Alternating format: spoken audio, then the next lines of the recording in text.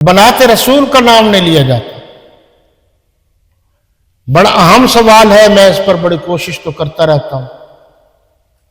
पहले अभी मैंने बताया सूरह अहज़ाब आयत नंबर जो है ना 59, उसमें लफ्ज बनात ही कहा। किसी तर्जुमे वाले ने बिन्त नहीं लिखा, एक बेटी, बनात लिखा। और अरबी में बनात जमा है, जमा जो है दो के बाद तीन से शुरू होती है। शुरू से लेकर आज तक तमाम मुसलमान इस बात पर मुत्तफिक हैं कि अल्लाह के नबी की 4 बेटियां थीं। यह अल्लाह के नबी के खानदान का मसला। अब जो मौलवी हजरात कहते हैं, हालांकि मैंने कईयों को समझाया भी है, मिन्नत भी की है, लजाजत भी की है कि जो बात समझ में नहीं आती, जो आपका कोई इतराज है, इश्काल है, हमें बताओ। मजे की बात यह, किसी मुसलमान का इस पर एतराज नहीं है, किसी का भी। ना जमात इस्लामी का एतराज है, ना दावत इस्लामी का एतराज है, ना तबलीगी जमात का एतराज है, ना आल सुन्नत में से देवबंद का एतराज है, ना इसके अंदर अगर कोई धड़े हैं ना उनका एतराज है। बरेलवी हजरात का भी कोई इतराज नहीं है, अहले हदीस हजरात का भी कोई इतराज नहीं है। जो साहिब ईमान है, जो मुसलमान कहलाते हैं, किसी का भी कोई इतराज नहीं। उनके रिश्ते नाते मौजूद हैं और कुरान ने कहा है, लेकिन फिर भी कहते कोई बात नहीं, एक का नाम ले दिए। ये उलमा की बात कर रहा हूं, ये अवाम की बात नहीं है। लेकिन फिर उन उलमा से मैं दरखास्त करता हूं, फिर कोई बात नहीं, वो भी तो सिर्फ हजरत अली का ही नाम लेते हैं, बाकी 3 का नहीं लेते।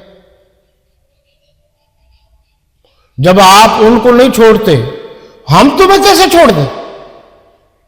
और जो कुरान से चीज साबित हो जाए वो नस्से कती होती है, उसका इनकार नहीं हो सकता, कतई नहीं हो सकता इनकार। आप बताइए कि अगर कोई शख्स कहे कि कोई बात नहीं जी, मैं कुरान सारा नहीं पढ़ता, बस सिर्फ फातिहा ही पढ़ेंगे, वो सूरह फातिहा ही पढ़ता। आप कहें भाई बाकी कुरान भी तो पढ़ना है, सारा कुरान पढ़ना नहीं, बस सूरह फातिहा। जब मैं कहता हूं भाई आप सिर्फ बीबी फातिमा ज़हरा रज़ी अल्लाह ताला अन्हा का नाम लेते हैं, बेशक उससे कोई इनकार नहीं है, लेकिन बाकी हुजूर की 3 बेटियों का नहीं लेते और एक का लेते हैं, तो गोया आप एक का नाम लेकर दुश्मनान बनाते रसूल की ताईद कर रहे हैं। अब क्या किया जाए? वो कहते हैं हम इनकार तो नहीं करते। आप बताइए कि अगर कोई 3 सहाबा का इनकार न करे और नाम भी ना ले, नाम एक का ले, तो क्या कहा जाएगा? अगर कोई शख्स कुरान का इनकार न करे और पढ़े भी नहीं, पढ़े सिर्फ सूरह फातिहा, तो फिर क्या कहा जाएगा? आप जरा मुफ्तियान इज़ाम से हमें फतवा ला के दिखा दें। भाई एक है कुल्ली तौर पर किसी का नाम ना लिया जाए, एक है कि एक का नाम लिया जाए, बाकी 3 का न लिया जाए। मेरा जो सवाल यह है कि तुम कहां के पढ़े हुए हो? मुझे तो दुख होता है, तुमने हम मुसलमानों का फितराना, उशर, ज़कात सब हराम कर दिया। तुम्हें इतना भी एहसास नहीं है कि हुजूर के खानदान का मसला है, हुजूर की बेटियों का मसला है, फिर कुरान से साबित है, किसी का इख्तलाफ भी नहीं है और नस्से कती से साबित है। कौन सा बुजुर्ग है जिसने हुजूर की 4 बेटियों का इनकार किया हो, मुसलमान भी? मेरी समझ में ये बात नहीं आई। और जब मैं कहता हूं भाई मैं लिख देता हूं, मैंने वो खुतबा भी रिकॉर्ड करके नेट पर डाला है। कोई आलिम है दुनिया में तो वो हमसे बात करे, उनकी बात नहीं कर रहा, वो तो है वही गैर है, उनको छोड़िए, अपनों की बात कर।